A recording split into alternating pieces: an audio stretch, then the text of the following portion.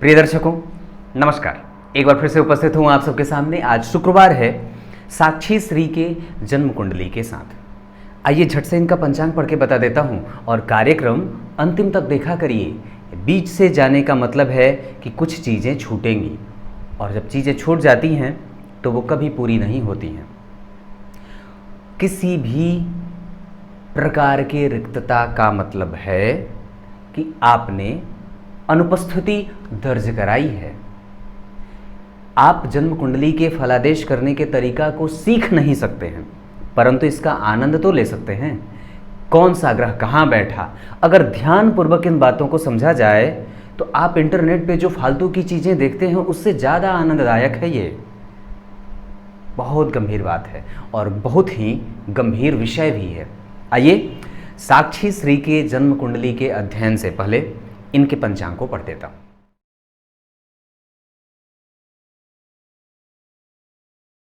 विक्रम संवत 2048, शक संवत 1914। अगर आपका जन्म 1992 से लेकर के 93 के बीच में हुआ है, इसका मतलब है कि आप पार्थिव संवत्सर के हैं। और पार्थिव संवत्सर में जन्मे लोग धनी होते हैं, धर्मी होते हैं, गुणी होते हैं, अपने से बड़े और गुरुजनों का आदर करते हैं, माता पिता का सम्मान करते हैं, चेहरा थोड़ा साफ सा होता है, पानी भी अच्छा होता है चेहरे का।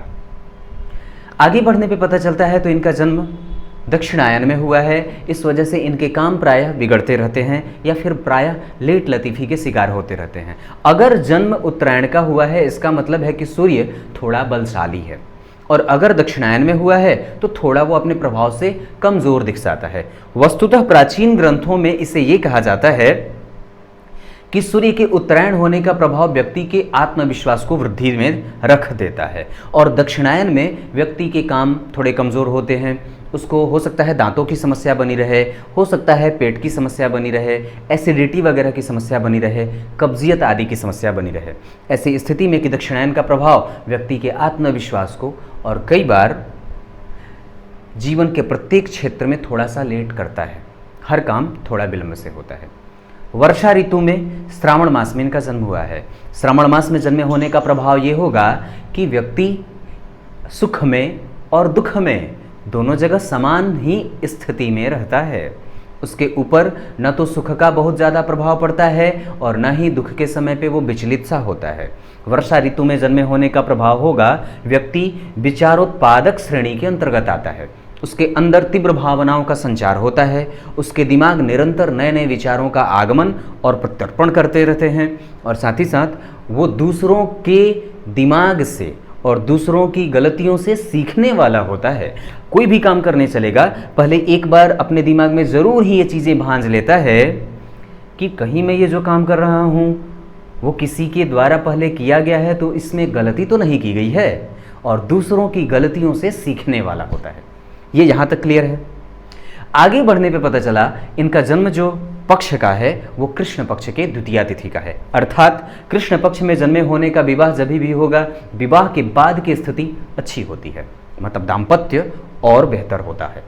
द्वितीया तिथि का जन्म होना, कृष्ण पक्ष के द्वितीया तिथि में चंद्रमा शुभग्रह होते हैं और व्यक्ति के मन को और मस्तिष्क को, भावनाओं को कंट्रोल करने के ये ग्रह होते हैं। व्यक्ति को 100% उसका मन उसके साथ ही रहता है, वो मनोरोगी नहीं होता है।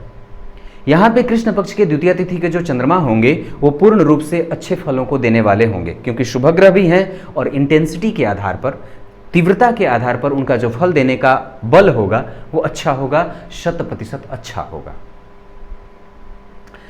आगे बढ़ने पे पता चला शतभिखा नक्षत्र और शनिवार का जन्म है। शनिवार के जन्मे लोग जो होते हैं ना, वो थोड़े से ईर्ष्यालु होते हैं, और खास करके अगर कोई महिला जातक हो या जातिका तो थोड़ी सी उनमें इस बात को भय करते देखा गया है।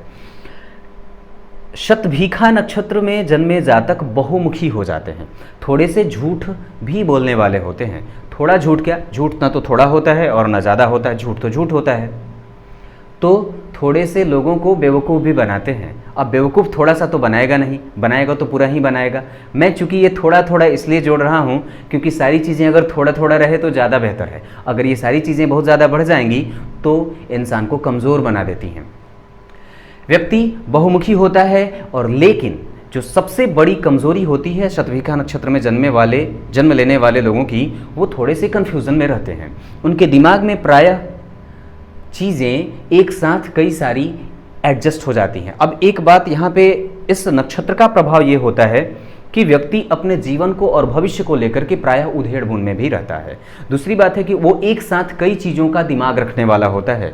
हो सकता है वो कला का भी पारखी हो सकता है वो विज्ञान से भी संबंधित हो सकता है वो अध्यात्म से भी संबंधित हो। मतलब प्रत्येक प्रकार की चीज़ों में उसका अनुभव बराबर का काम करता है। ये बहुत गंभीर बात है और इसे आप लोगों को अनुभव में रख लेना चाहिए।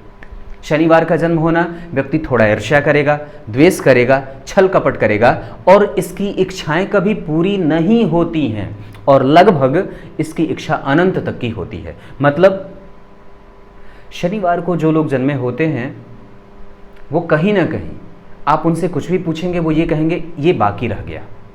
और ये जो बात है ना, ये बाकी रह गया, ये बात उनकी कभी खत्म नहीं होती है। दरअसल इच्छाएं अनंत जब हो जाती हैं तो व्यक्ति की चित्तवृत्ति को वो परेशान सा कर देता है और ये सबसे बड़ा एक नुकसान का कारण हो जाता है। हम भरे हुए अगर महसूस करेंगे तो हमारा भाव भरा रहेगा और शनिवार को जो लोग जन्मे होते हैं वो कुंठा से ग्रसित हो जाते हैं क्योंकि इनकी इच्छाएं कभी पूरी नहीं होती। अतिगंड योग और तैतिल करण में इनका जन्म हुआ है। अतिगंड योग का प्रभाव थोड़ा सा व्यक्ति को परेशान करने वाला होता है। वस्तुतः ये 3 तरीके का होता है, तिथि, लग्न और नक्षत्र। तो ये जहाँ तीनों इनकी संधियाँ होती हैं वहीं पे ये योग लग जाता है, जो जीवन में थोड़ा सा परेशानी लाने वाला और परेशान करने वाला होता है। और ऐसे योग में अगर जो जन्मा जातक होता है वो उसके काम में लेट लतीफ़ी और थोड़ा सा भाग्य का सहयोग कम मिलते देखा जाता है। वस्तुतः उसके इस जन्म के और इस योग में जन्मे होने का प्रभाव कहीं ना कहीं उनके माता पिता, धन संपत्ति, इन सभी चीज़ों पे पड़ते देखा जाता है। अब आइए आपको इनके जन्म कुंडली में बैठे ग्रहों की स्थितियों पे लेके आता हूं।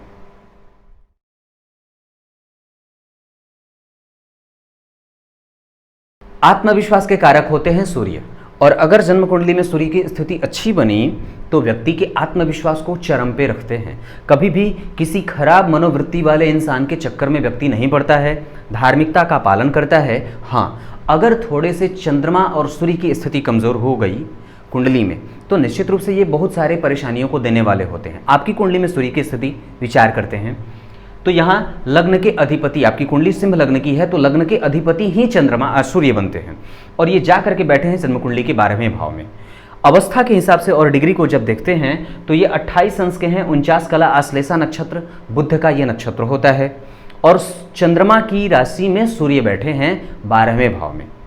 तात्कालिक मित्रता में देखता हूं तो ये तात्कालिक शत्रुता में आ रहे हैं। मतलब चंद्रमा जो है वो सूर्य के साथ शत्रुता में जाने के कारण ये समता के संबंध में आ जा रहे हैं।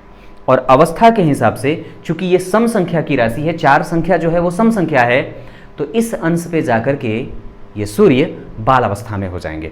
अर्थात ये जो फल करेंगे वो क्रमशः चतुर्थांश करेंगे, क्योंकि हालांकि लग्नेश होने के बाद भी वो जिस भाव में बैठेगा वो उसका क्या फल रहेगा ये देखने लायक होगा, परंतु इनका प्रभाव जो होगा वो 25% से 30% के बराबर होगा, क्योंकि सम राशि के बैठे हैं और बाल अवस्था के भी बैठे हैं। अब अगली राशि या अगला ग्रह चंद्रमा के बारे में विचार करते हैं। नैतिक धर्म का कारक होता है चंद्रमा। अगर व्यक्ति की कुंडली में चंद्रमा अच्छे हो ना तो व्यक्ति को वात्सल्य से भरा पूरा बना देते हैं और व्यक्ति के अंदर एक मातृत्व के गुण को रखने वाला व्यक्ति हो जाता है। और खास करके स्त्री जातकों के लिए तो चंद्रमा का अच्छा होना बड़ा जरूरी है ना, क्योंकि अगर वो स्त्री है और जातिका के अंदर अगर चंद्रमा की कमजोरी देखी जाएगी तो उसके स्वास्थ्य को वो परेशान कर देगा। और कहीं ना कहीं आपकी कुंडली में चंद्रमा जो है वो 12वें भाव के अधिपति हो करके जा करके जन्म कुंडली के 7वें स्थान में बैठे हैं। ये शनि की राशि है और शनि इनके बहुत अच्छे मित्र नहीं होते हैं, लेकिन तात्कालिक मित्रता में चंद्रमा शनि की राशि में बैठे हैं और शनि उनसे तात्कालिक मित्रता में जा रहे हैं। इस वजह से चंद्रमा यहाँ पे मित्रवत हो जाएंगे। डिग्री के हिसाब से 16 अंशों के हैं, इस वजह से युवा हैं। नक्षत्र इनका मैंने बताया, इनका जन्म नक्षत्र शतभिखा यानी कि राहु का नक्षत्र है। इसका प्रभाव क्या होगा ये देखने लायक है, लेकिन अब आगे चर्चा मंगल की करूं कि मंगल की क्या स्थिति है आपकी कुंडली में। व्यक्ति की कुंडली में अगर मंगल मजबूत होता है तो पराक्रम का कारक हो जाता है और पराक्रमी हो जाता है व्यक्ति। आपकी कुंडली के लिए मंगल को अगर देखता हूं तो सिंह लग्न की कुंडली के लिए मंगल होते हैं सुख भाव के अधिपति, जहां 8 नंबर लिखा है। वृश्चिक राशि के अधिपति मंगल होते हैं और उनकी दूसरी राशि जो मेष राशि होती है वो सिंह लग्न की कुंडली के लिए 9वें भाव में बनती है। इन दोनों भावों के अधिपति होके मंगल कहाँ बैठे हैं? दशम स्थान में, दिग्बली होकर के, और ये बैठे हैं शुक्र की राशि में। 19 अंश 8 कला रोहिणी नक्षत्र, चंद्रमा का नक्षत्र, शुक्र के साथ मित्र की राशि में बैठे हैं, मित्रता में जा रहे हैं क्योंकि ये 3 घर के निकट हैं, 1 2 3, तो ये तात्कालिक मित्रता में चले गए। अब अवस्था के हिसाब से ये 19 अंशों पे हैं और 8 कला पे, यानी कि सम संख्या की राशि में 19 अंशों पे बैठा ग्रह कुमार अवस्था का हो जाएगा, यानी कि फल ये बाल अवस्था के बैठे ग्रह से बेहतर और अच्छा देगा। अच्छा देगा या बुरा, इस मामले में अभी इसकी चर्चा नहीं कर रहा। ये बताने का मतलब है कि वो ग्रह किस तरीके का फल करेगा, मतलब वो कितना फल करेगा। अगर वो बुरा करेगा तो कितना, और अगर वो अच्छा करेगा तो कितना। बस ये है कि ये अवस्थागत कुमार का है, यानी कि एक्टिव है, और दशा जैसे आएगा वो दशम स्थान का फल देने लगेगा। अब अगली चर्चा बुद्धिमत्ता के कारक ग्रह बुध की कर लेता हूं। बुध अगर कुंडली में मजबूत होता है तो व्यक्ति को तार्किक बनाता है, गणना करने वाला बनाता है, अपने से बड़े और बूढ़ों का आदर करने वाला बनाता है, अच्छी मति बुद्धि का बनाता है, और अपने वाणी से लोगों को प्रभावित करने वाला बनाता है। राजकुमार के सदृश व्यक्ति का चेहरा हो जाता है। आपकी कुंडली के लिए बुध बैठे हैं जन्म कुंडली में, कहाँ कहाँ के अधिपति होते हैं? एक तो वो धन भाव के अधिपति और दूसरे वो लाभ भाव के अधिपति। सिंह लग्न की कुंडली के लिए बुध लाभेश होते हैं। लाभेश कहने का मतलब है कि वो लाभ भाव में उनकी एक राशि बनी, और धनेश कहने का मतलब है कि ये जहाँ 6 नंबर लिखा है ये धन भाव है, यहाँ के अधिपति होते हैं बुध। इन दोनों भावों के अधिपति होकर के सूर्य के साथ चंद्रमा की राशि में बैठे हैं। अति शत्रुता की राशि में बैठ रहे हैं ये, क्योंकि चंद्रमा उनके बहुत अच्छे मित्र नहीं होते हैं, और ये तात्कालिक मित्रता में चंद्रमा से शत्रुता में जा रहे हैं, तो अति शत्रु की राशि में और 12 अंश पे बैठे हैं। ये सम संख्या की राशि है, इस वजह से अति शत्रु की राशि में ये युवा होकर के बैठे हैं। व्यक्ति की कुंडली में गुरु अगर अच्छे होते हैं तो व्यक्ति को यशस्वी बना देते हैं। व्यक्ति की कुंडली में गुरु अगर अच्छे होते हैं तो व्यक्ति को श्रेष्ठ समाज का श्रेष्ठ पदधारक बना देते हैं। अगर आपकी कुंडली में गुरु अच्छे होंगे तो आप अपने से बड़े और बुजुर्गों का आदर और सम्मान करने वाले हो जाते हैं। आपकी कुंडली के लिए गुरु लग्न में ही बैठे हैं, ये कारक होते हैं। अब एक बात और बता देता हूं, तो लग्न में गुरु अतिरिक्त और श्रेष्ठ फल भी देने वाले हो जाते हैं। इसकी चर्चा मैं बाद में करूं, तो फिलहाल अगर बात बताऊं तो सूर्य की राशि में गुरु बैठे हैं। गुरु सूर्य के मित्र होते हैं और सूर्य गुरु के मित्र होते हैं। तात्कालिक मित्रता में गुरु सूर्य की राशि में बैठे हैं और सूर्य से बिल्कुल निकट ही हैं, क्योंकि पिछले ही भाव में सूर्य हैं। तो ऐसी स्थिति में तो गुरु अति मित्र की राशि में बैठ गए, क्योंकि एक तो वो मित्र की राशि में बैठे और तात्कालिक मित्रता में भी भाव जो बना वो मित्रता का ही बना, यानी कि गुरु आपकी कुंडली में श्रेष्ठ फलदायी होंगे। अवस्था के हिसाब से वो थोड़े से कम एक्टिव होंगे या कम फल देंगे, कारण क्योंकि ये 24 अंश पे है, पूर्वा फाल्गुनी नक्षत्र शुक्र का नक्षत्र होता है, और कहीं ना कहीं सिंह लग्न की कुंडली के लिए शुक्र और बुध बहुत अच्छे कारक नहीं होते हैं, कमजोर कहे जाते हैं। बाधक ग्रह के श्रेणी में शुक्र और बुध की स्थिति रखी जाती है।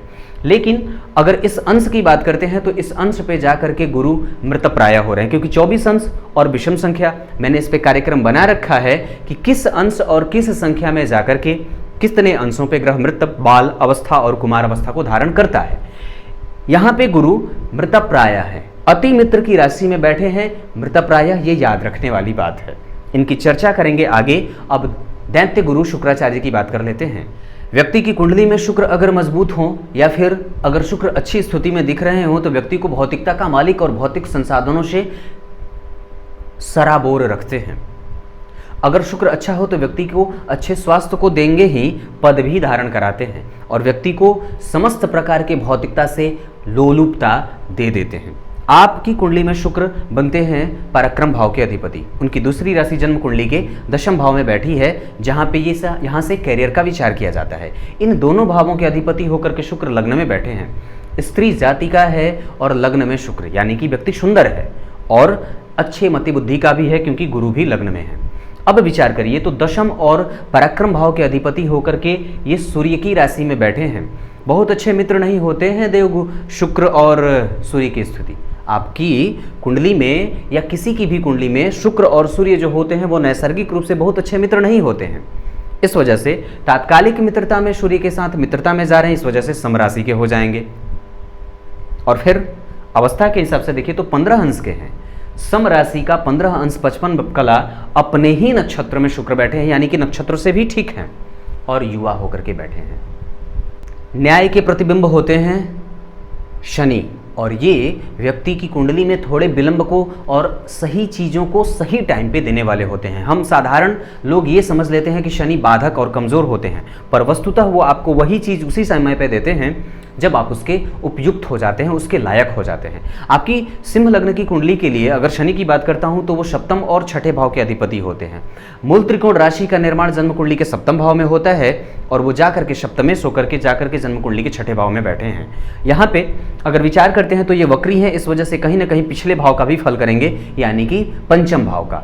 डिग्री पे बात करें तो 20 अंश 54 कला श्रवण नक्षत्र चंद्रमा के नक्षत्र में और चंद्रमा राहु के नक्षत्र में। अब विचार करिए तो 20 अंश 54 कला ये अपने ही राशि के हैं, स्वराशि के हैं और 20 अंश पे हैं, यानी कि अवस्थागत ये अच्छा फल करने वाले हैं। अब चर्चा राहु और केतु की कर लेता हूं।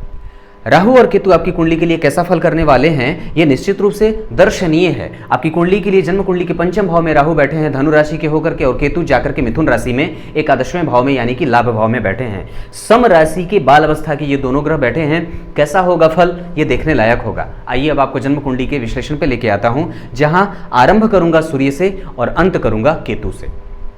एक एक ग्रह उनकी दृष्टियों को भी साथ में समझाने का प्रयास करूंगा और संपूर्ण फलादेश करने का प्रयास करूंगा।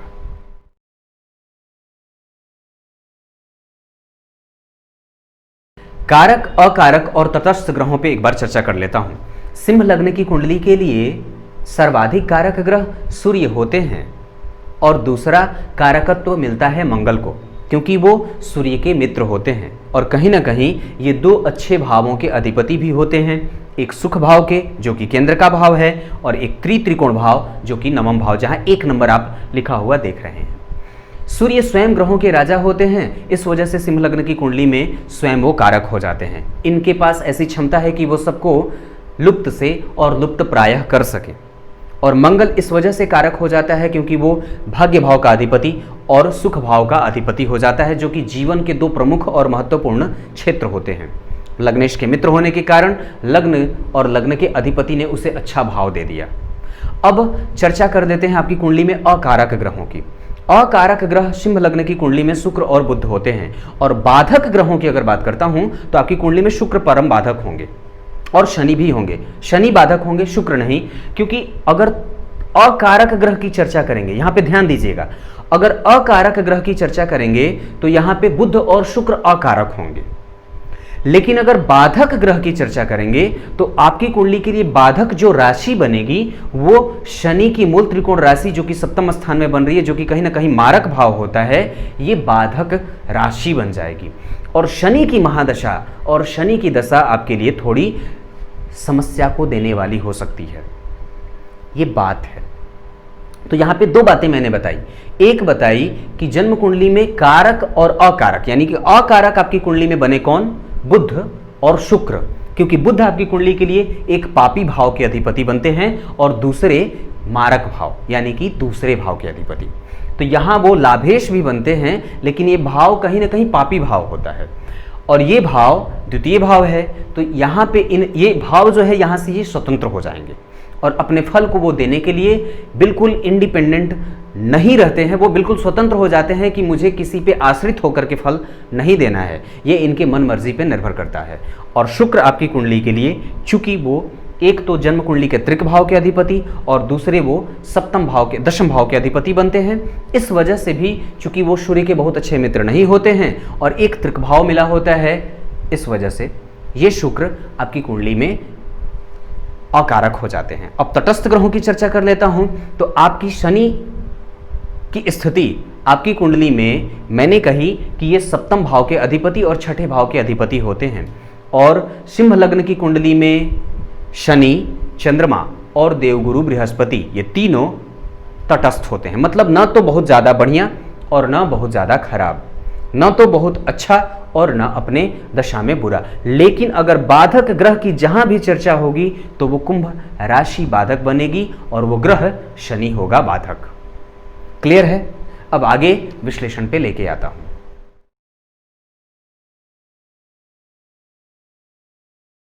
अब आइए आपकी कुंडली में विश्लेषण पे आता हूं। सबसे पहले आरंभ करता हूं एक एक ग्रहों से। तो आप हैं सिंह लग्न के, और सिंह लग्न के लोगों का प्रभाव होता है वो किसी के प्रेशर में आकर के काम नहीं करते हैं, स्वतंत्र होते हैं, और पहाड़ और जंगलों में राज करने वाली ये एक स्वतंत्र राशि है। और ये एक ऐसी राशि जो कहीं ना कहीं आलस्य से युक्त होती है। ये दूसरों के ऊपर अपना आधिपत्य रखने के लिए जानी जाती है। किसी दूसरे के प्रभाव में आकर के ना तो ये कभी काम करती है और ना उसके लिए जानी जाती है। वनों में रहने वाली और सभी प्राणियों के ऊपर अपना प्रभाव रखने के लिए ये राशि जानी जाती है। सिंह राशि का मतलब है शेर के समान व्यक्ति श्रेष्ठ होता है, और उसकी आवाज़ भी भारी होती है। वो दब्बू स्वभाव का नहीं होता है, धार्मिक होता है, लेकिन रूढ़िवादिता से परे होता है। कट्टरता नहीं होती है, धार्मिक कट्टरता इसके आसपास भी नहीं फड़कती है। वर्षों से चली आ रही रूढ़िवादी परंपराओं को ये तोड़ने वाले होते हैं, और संतान के सुख को कभी कभी इन्हें कम मिलते देखा जाता है। ये सभी के ऊपर निर्भर करता है, और कई कुंडलियों पे ये लागू भी नहीं भी हो सकता है। कारण क्योंकि प्रत्येक कुंडली का फलादेश अलग और विलग सा होता है। विचार करते हैं आपकी कुंडली में सूर्य की स्थिति। तो सूर्य आपकी कुंडली में बनते हैं लग्न के अधिपति, वो जा करके 12वें भाव में बैठे हैं। अब सोचिएगा कि आप रहते हैं किसी ऐसे जगह पे जो बिल्कुल कमजोर जगह का हो, जैसे वो दूर हो। आप जहां रह रहे हैं वो आपके जन्म स्थान से, मान लीजिए आप दूर चले गए, तो आपको अपने जन्म स्थान को देखने के लिए जब भी आना होगा तो वक्त निकालना पड़ेगा। यानी कि आपकी कुंडली में लग्नेश जो बैठे हैं वो जन्म कुंडली के बहुत दूर जाकर के बैठे हैं, और वहाँ से वो अपने भाव को देख भी नहीं पा रहे हैं। और जब भी उनको देखना होता है तो किसी यंत्र की आवश्यकता पड़ती है। मतलब यह है कि जन्म कुंडली में लग्नेश अगर बहुत दूर यानी कि 12वें भाव में अगर बैठ जाए ना, तो ये व्यक्ति के स्वास्थ्य को, व्यक्ति के स्वभाव को, व्यक्ति के महत्वाकांक्षा को, व्यक्ति के चरित्र को, व्यक्ति के प्रत्येक चीज़ों में थोड़ी सी कमतरी लाने वाला हो जाता है। क्योंकि सम राशि के ये ग्रह बैठे हैं, बाल अवस्था के हैं, तो अवस्था से भी ये थोड़े कमज़ोर देखे जा रहे हैं। कमज़ोर नहीं, कम फल देते देखे जा रहे हैं। सूर्य वैसे भी 12वें भाव में बैठता है तो नेत्र का रोगी, दांत का रोगी, और कई बार बालों का रोगी बना देता है। आत्मविश्वास, और कई बार व्यक्ति अपने आप पे ही प्रश्न चिन्ह लगा बैठता है, क्या मैं ये काम कर पाऊंगा। और कई बार वो खुद पे ही प्रश्न और सवाल खड़ा कर बैठता है।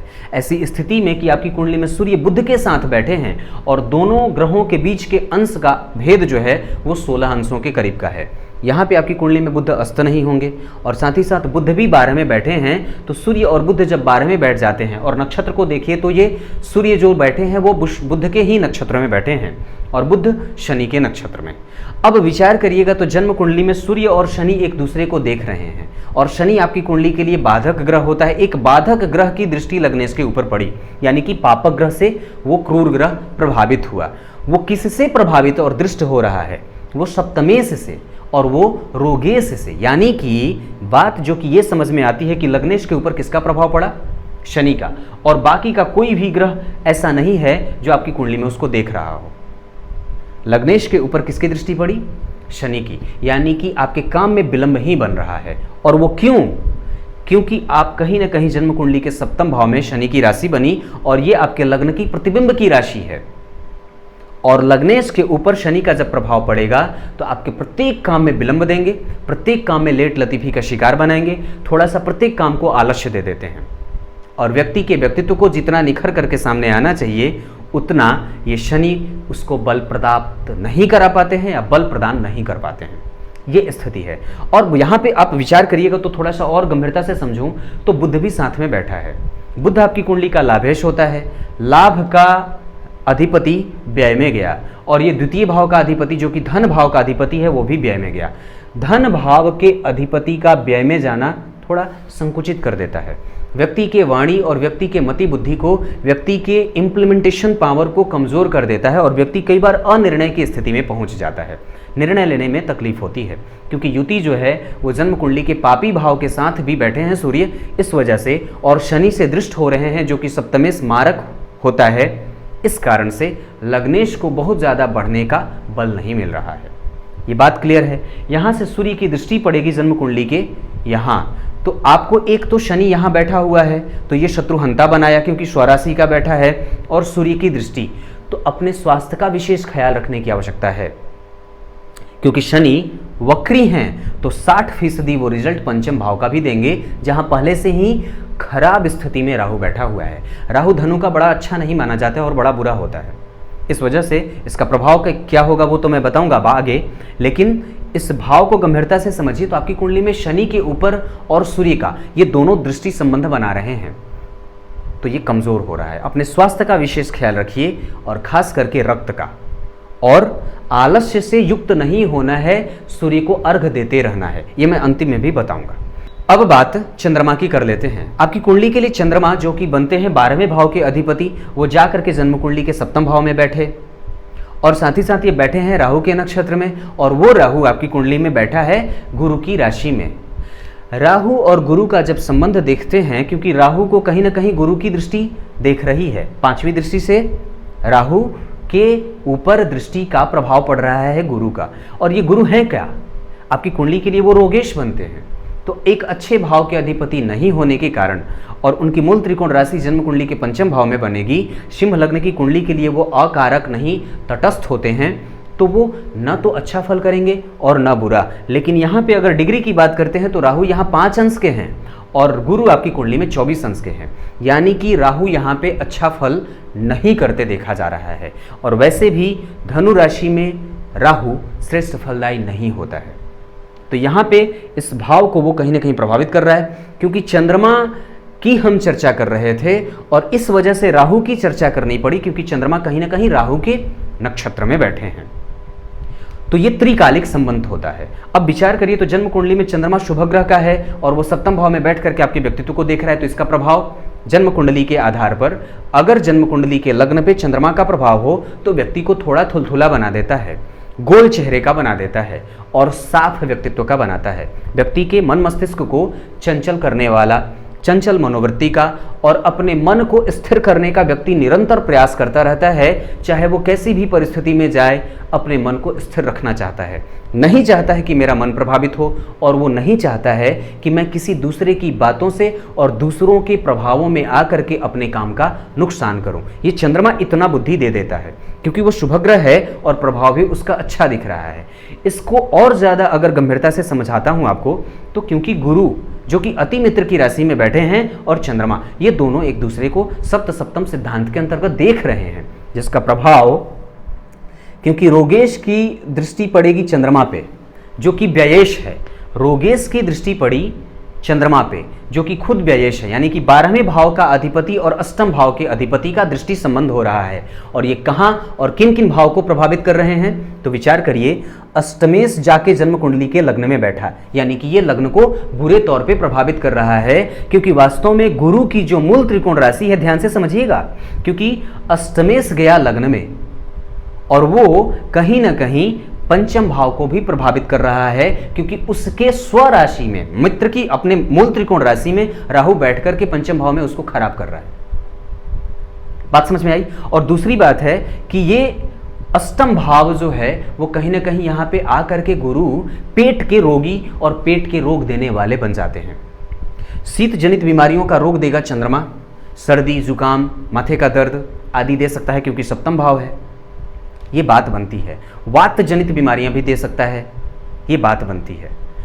व्यक्तित्व को विकसित करने की आवश्यकता है। हालांकि शुक्र लग्न में बैठे हैं, ये व्यक्ति को संपूर्ण तरीके से भोग करने वाले और भोगी बनाएंगे, क्योंकि वास्तव में वो जन्म कुंडली के पराक्रमेश भी होते हैं ना। तो व्यक्ति के पराक्रम भाव के अधिपति जाकर के जन्म कुंडली के लग्न में बैठे और उनकी दूसरी राशि जन्म कुंडली के कैरियर भाव में बन रही है, यानी कि व्यक्ति अपने कैरियर और लाभ के लिए बहुत ज्यादा जागृत है। संबंध देखिए, तो पराक्रम का अधिपति लग्न में, अष्टम का अधिपति लग्न में, लग्न के ऊपर शनि का और चंद्रमा का प्रभाव दिख रहा है। अगर विचार करते हैं तो चंद्रमा देख रहे हैं और लग्नेश के ऊपर शनि की दृष्टि, यानी कि लग्न के ऊपर और लग्नेश के ऊपर कहीं ना कहीं शनि से वो प्रभावित हो रहे हैं, शनि का प्रभाव है। बात समझ में आई। लग्न पे चंद्रमा का देखना व्यक्ति को चंचल मानसिकता का बनने तो देगा, लेकिन उसको बैलेंस करेगा, क्योंकि वो अच्छा है। गुरु लग्न में व्यक्ति को धार्मिक भी बनाएंगे, यशस्विता भी प्रदान करेंगे। और एक बात बताऊं, आपकी कुंडली में, चलित कुंडली में ये जो सूर्य हैं वो कहीं ना कहीं लग्न में आ रहे हैं, यानी कि लग्न का अधिपति लग्न का ही फल कर रहा है।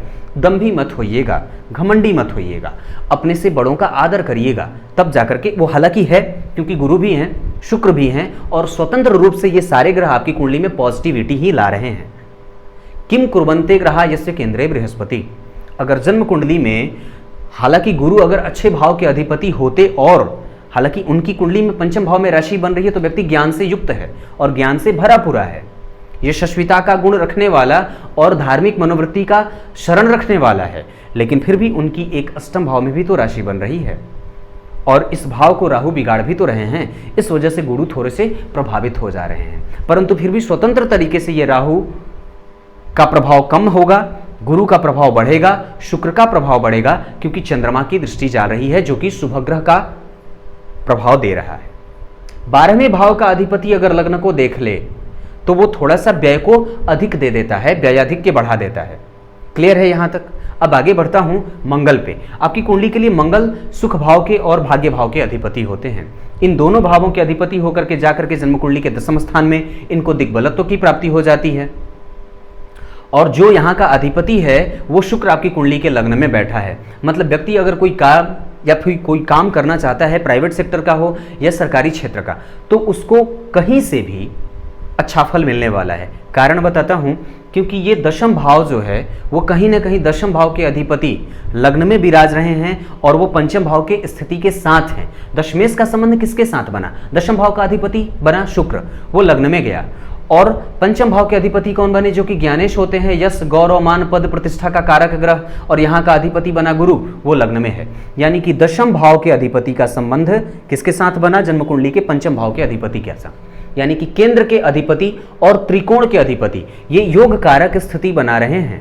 विचार करिएगा तो गुरु और शुक्र आपकी कुंडली के लिए अच्छे हो जाएंगे और ऐसी स्थिति में व्यक्ति जिस भी क्षेत्र में काम करेगा उसमें सफलता को अर्जित करेगा और उसी के माथे अपने श्रृंगार को बढ़ाने वाला होगा। बात समझ में आई? क्योंकि लग्न से संबंध अगर दशम का बन जाए, ध्यान से समझिएगा, विश्लेषण अलग तरीके का हो रहा है आज। लग्न का संबंध दशम से हो जाए, पंचम का संबंध दशम से हो जाए और रोग का संबंध या मृत्यु का संबंध, मृत्यु के कारण का संबंध, गुप्त धन का संबंध अगर लग्न से हो जाए तो किस तरीके का प्रभाव कर रही है कुंडली, ये देखने लायक है। अब विचार करते हैं, जन्म कुंडली में मंगल की चर्चा कर रहा था तो त्रिकोण के अधिपति होकर के केंद्र में बैठे, केंद्र त्रिकोण राजयोग बनाया और साथ ही साथ इसका अधिपति केंद्र में गया, लग्न में गया। तो ये बात बहुत अच्छी हो जाती है कि व्यक्ति कहीं ना कहीं धार्मिक मनोवृत्ति के हिसाब से और धर्म से युक्त होकर के ही काम करेगा और धन कमाएगा, चाहे वो स्त्री जातक हो या पुरुष जातक हो। कहीं से भी व्यक्ति कभी किसी का दिल दुखा करके पैसे ऐंठने का काम नहीं करेगा। श्रेष्ठ पथ पे चल करके अपने धर्म के मार्ग पर आश्रित होकर के ही धन कमाने का काम करेगा। और अगर व्यक्ति की कुंडली में मंगल की स्थिति यहाँ देखता हूँ तो व्यक्ति, हालांकि ये बात कल बताऊंगा कि कौन से क्षेत्र में जाना चाहिए, लेकिन मंगल यहाँ पे बैठ करके जन्म कुंडली में बहुत अच्छी स्थिति में दिखा रहे हैं अपने प्रभावों को। तो व्यक्ति अगर कोई भी काम करे, क्योंकि लग्न में गुरु और शुक्र हैं और चंद्रमा की दृष्टि, तो व्यक्ति बेहतर ही फल करेगा और बेहतर ही रिजल्ट को देने वाला होगा। ये बात तो सर्वथा सिद्ध है, क्योंकि दिग्बलत्व की प्राप्ति मंगल को यहाँ हो रही है और वो मंगल आपकी कुंडली के लिए सुखेश होते हैं, सुख को देख रहे हैं। माता के स्वास्थ्य में रक्त को थोड़ा ध्यान देने की आवश्यकता है, क्योंकि सुख और त्रिकोण भाव का अधिपति सुख भाव को देख रहा है। दिग्बली होकर के जन्म कुंडली में बहुत अच्छी स्थिति में है ये। अब चर्चा आपकी कुंडली में उनके दृष्टि की कर लेता हूं, तो मंगल की चौथी दृष्टि कहां पड़ेगी? विचार करिए, लग्न पे। यानी कि लग्न पे कई ग्रह देख रहे हैं। शनि ने देखा, शनि का प्रभाव लग्नेश के ऊपर, चंद्रमा का प्रभाव, गुरु का प्रभाव, शुक्र का प्रभाव, मंगल का भी प्रभाव दिख गया। अब कहीं ना कहीं अब लग्न पे देखिए तो एक और ग्रह दिख रहा है, राहु। 7वीं दृष्टि यहाँ, 8वीं यहाँ और 9वीं यहाँ। राहु को 3 दृष्टियां प्राप्त होती हैं, 5वीं, 7वीं और 9वीं। तो 7वीं दृष्टि से यहाँ देखा और 9वीं दृष्टि से लग्न पे, यानी कि व्यक्ति को बहुमुखी भी बना रहा है और कहीं ना कहीं उग्रता भी धारण करने वाला बना रहा है। व्यक्ति से इंतजार होता नहीं है, क्योंकि मंगल देख रहा है, अग्नि तत्व की राशि बनी, लग्नेश लग्न में कहीं ना कहीं फल कर रहे हैं। गुरु अग्नि तत्व के, वायु तत्व के ग्रह होते हैं, मंगल अग्नि तत्व का ग्रह होता है, वो देख रहा है, और शुक्र कहीं ना कहीं भौतिकता से बांध करके रखने वाला ग्रह है। ये सारे ग्रहों का प्रभाव, एकमात्र शीतल ग्रह और जल तत्व का ग्रह शुक्र और चंद्रमा का प्रभाव थोड़ी सी शीतलता उसको देना तो चाह रही है, लेकिन शुक्र जो कि जन्म कुंडली के त्रिक भाव के अधिपति होते हैं तो व्यक्ति को मेहनत करा रहे हैं और व्यक्ति को मेहनत कराने वाला बना रहे हैं। व्यक्तित्व में ही व्यक्ति के मेहनत छुपा हुआ है। मतलब राहु का प्रभाव बहुमुखी बनाएगा, कंफ्यूजन में डालेगा, मंगल का प्रभाव उग्रता देगा, शनि का प्रभाव लग्नेश के ऊपर कहीं ना कहीं देख रहे हैं तो मंद देंगे, कामों में विलंब देंगे, आलस्य देंगे, प्रमाद की स्थिति देंगे, मांसपेशियों में दर्द की शिकायत देंगे। कई बार व्यक्ति नीला हो जाता है और कई बार अपने प्रभावों को वो समाज के सामने यथेष्ट और सर्वोत्कृष्ट तरीके से नहीं रख पाता है। शुक्र लग्न में बैठा है, गुरु लग्न में बैठे हैं तो व्यक्ति को धार्मिक मनोवृत्ति का बनाएंगे, यश, कीर्ति, सम्मान, पद प्रतिष्ठा का द्योतक हो जाएगा, क्योंकि पंचम भाव से इन सभी चीजों का विचार किया जाता है और यहां के अधिपति लग्न में आ रहे हैं। बात समझ में आई? सातवीं दृष्टि यहां पड़ी तो ये सुख से थोड़ा सा भेद करा रहे हैं। ये किस तरीके के सुख से भेद करा रहे हैं, विचार करिएगा। जन्म कुंडली के चतुर्थ भाव से पति पत्नी कुटुंब जन से संबंध रख करके उनके साथ बिताए गए पलों का विचार किया जाता है। और वहां पे जब जन्म कुंडली में अगर देखता हूं तो कौन सा ग्रह देख रहा है? एक मंगल है जो कि पापक ग्रह है। वो कारक है तो क्या हुआ, फिर भी वो अपने नैसर्गिक स्वभाव को कभी नहीं छोड़ेगा और निरंतर रूप से आपके इस भाव से संबंधित फल को वो थोड़ा कमजोर करेगा। यहाँ पे ये लोग कह देंगे कि वृश्चिक राशि का अधिपति अगर लग्न को, राशि को देख रहा है तो फल अच्छा करेगा, लेकिन करेगा परंतु विलंब देगा, उससे रुष्ट कराएगा, उसके लिए भागा दौड़ी कराएगा। अगर ऐसा नहीं होता तो आपका विवाह अब तक हो जाना चाहिए था, क्योंकि ये विवाह के बाद के सुख का भी भाव है। अब आपने जो सवाल पूछा है कि विवाह में विलंब, तो उसके लिए आपको एक और वजह देता हूं। जन्म कुंडली के 12वें भाव के अधिपति जाकर के अपने भाव से षडाष्टक में बैठे और यहां जो स्थिति बनती है, यहां पे एक क्रूर ग्रह और पापक ग्रह मंगल की दृष्टि का पड़ना, जो कि विवाह के बाद सैया सुख का भाव होता है 12वां भाव, वहां पे लग्नेश जाकर के 2 स्थान में बैठे और बुध आपकी कुंडली के लिए बहुत अच्छा नहीं होता है, वो स्वयं उस भाव को बिगाड़ रहा है। चंद्रमा जो कि आपकी कुंडली के लिए मारक से सिद्ध हो रहे हैं, क्योंकि 12वें और सप्तम का संबंध बना रहे हैं। इस वजह से आपकी कुंडली में विवाह का विलंब हो रहा है। एक और प्रमुख कारण बताता हूं, कई स्थितियां बनती हैं तब जाकर के उसका प्रभाव किसी भी जातक के ऊपर, उसके जीवन पे देखने को मिलता है। गंभीरता से विचार करिएगा, मैं समय से परे जाकर के विश्लेषण कर रहा हूं। तो जन्म कुंडली के सप्तम भाव में किसकी राशि बनी? शनि की। और वहां पे चंद्रमा बहुत अच्छे मित्र की राशि में नहीं बैठा है, और वहां का अधिपति कहां बैठा? तो वो छठे में गया, यानी कि जन्म कुंडली के सप्तम भाव का व्यय हुआ और आपकी कुंडली के लिए वो बाधक भी होता है। कुंभ राशि शनि क्या बोलते हैं इसको, सिंह लग्न की कुंडली के लिए बाधक होते हैं। इस वजह से कहीं ना कहीं ये प्रभाव से हीन कर रहे हैं और दाम्पत्य के सुख को थोड़ा कमजोर कर रहे हैं, दाम्पत्य के सुख को मिलने में कमजोर कर रहे हैं, दाम्पत्य के स्थापित करने में कमजोरी के कारण बन रहे हैं। बात समझ में आई?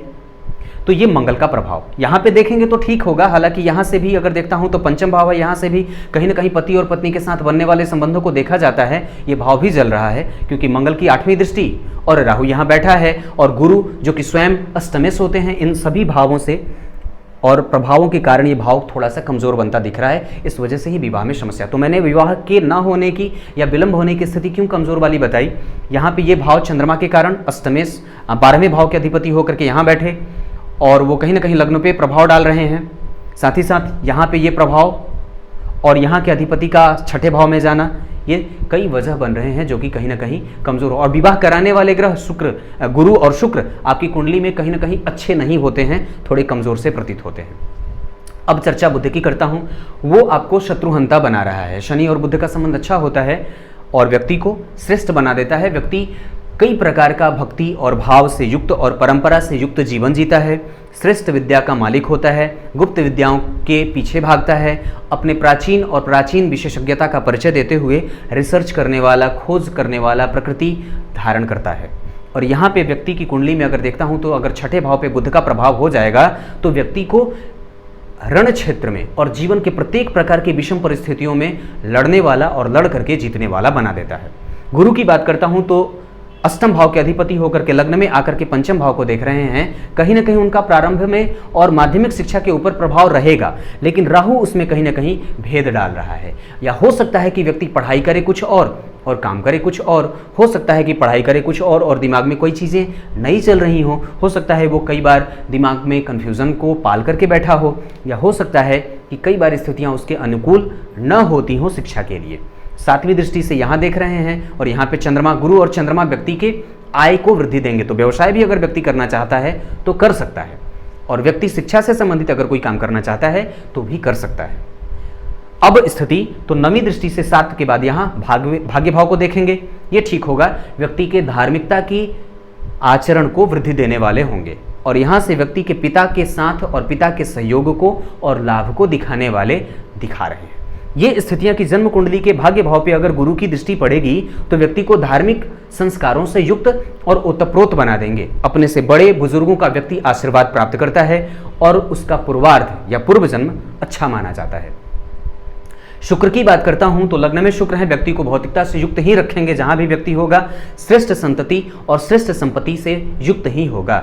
ऐसी स्थिति में कि लग्न में ही जब शुक्र विराज रहे हों और कहीं ना कहीं उनकी 7वीं दृष्टि जब जन्म कुंडली के 7वें भाव पे पड़ेगी तो वो होते कहां के मालिक हैं? जन्म कुंडली के पराक्रम भाव के।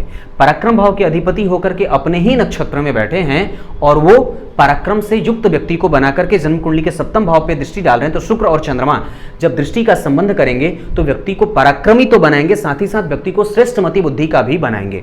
व्यक्ति धार्मिकता से ओतप्रोत तो रहेगा और अच्छे आचरण को भी करने वाला होगा और मानसिक जो स्थिति होती है वो संतुलित होती है।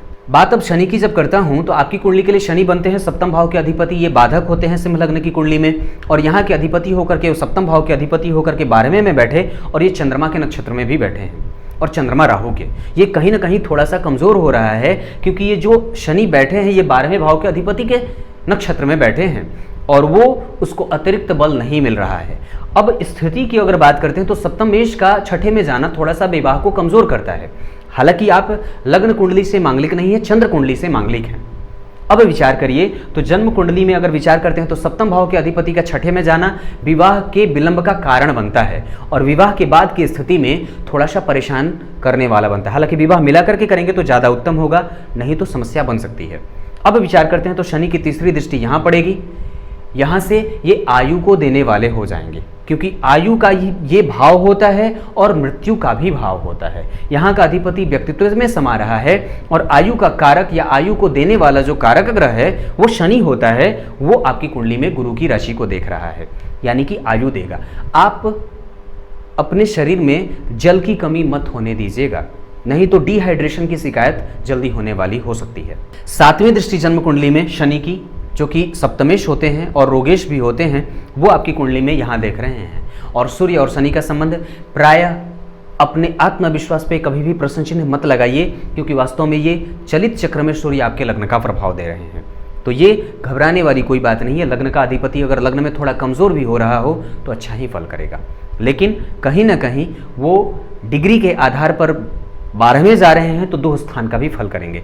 तो ये विलंब देते हैं, प्रत्येक काम में विलंब होगा और शनि से दृष्ट हैं तो थोड़ा सा प्रभाव जरूर करेंगे। 7वीं के बाद 8, 9 और 10 उच्च की राशि से जन्म कुंडली के पराक्रम को देखेंगे और पराक्रम भाव का अधिपति लग्न में गया और पराक्रम भाव पे शनि की उच्च दृष्टि का लाभ, तो व्यक्ति को अपने छोटे भाई बहनों से संबंध अच्छा बनता देखा जाता है। व्यक्ति कुटुंबजनों से भरा पूरा होता है, कुटुंबजनों का मालिक होता है और उनके साथ संबंध भी अच्छा देखता और बनता है। उसके बाद राहु और केतु की बात करते हैं तो राहु की 5वीं दृष्टि यहाँ, ये आपकी कुंडली में थोड़ा बुरा है और धनु राशि का राहु ना थोड़ा अच्छा नहीं होता है और इस वजह से ही विवाह को ये विलंब में डाल रहा है और विवाह में परेशान कर रहा है। राहु पंचम भाव का धनु का हो, हालांकि भाव बहुत इसका अच्छा है क्योंकि ये त्रिकोण में बैठा है। मैंने एक कार्यक्रम बना करके बताया था कि जन्म कुंडली के पंचम भाव में और चतुर्थ भाव में या फिर 10वें और 11वें भाव में अगर राहु बैठे तो अच्छा फल करते हैं। यहाँ भी वो आपके स्वभाव को बहुमुखी बनाता है और कई चीज़ों का जानकार बनाता है, लेकिन वास्तव में जो इस चीज़ का ये जिस भाव के लिए ये जाना जाता है, जिन चीज़ों के लिए, उसके प्रभाव को ये थोड़ा कम कर रहा है। भाग्य के सहयोग को ये कम कर रहा है क्योंकि मंगल की राशि को देख रहा है। 7वीं दृष्टि से व्यय भाव को, लाभ भाव को देख रहा है। इस वजह से यहाँ पे राहु और केतु, और साथ ही साथ अगर देखिए तो यहाँ मृगशीरा नक्षत्र का मंगल बैठा है, केतु मृगशीरा नक्षत्र में बैठा है जो कि बहुत अच्छा नहीं होगा। तो राहु और केतु कहीं ना कहीं आपको व्यवसाय की तरफ ज़्यादा ही लेते देखे जा रहे हैं। हालांकि काम तो आपकी कुंडली में कई सारे बनते हैं जो मैं कल बताऊंगा। तो राहु की 5वीं 7वीं दृष्टि यहाँ और 9वीं दृष्टि 7 के बाद लग्न पे पड़ी, उसका प्रभाव मैंने बताया। व्यक्ति को कन्फ्यूज़न में रखने वाले होंगे और व्यक्ति को थोड़ा सा मानसिक चित्तवृत्ति को परेशान करने वाले भी होंगे क्योंकि चंद्रमा भी देख रहा है और राहु भी देख रहे हैं, शनि का भी प्रभाव, ये सारी चीज़ें मैंने बता रखी हैं। अब कुछ इसी तरीके से आज के कार्यक्रम का समापन करते हैं। कल आपकी कुंडली में लग्न और नवमांस को लेकर के आऊँगा, तब तक के लिए इजाज़त दीजिए। नमस्कार।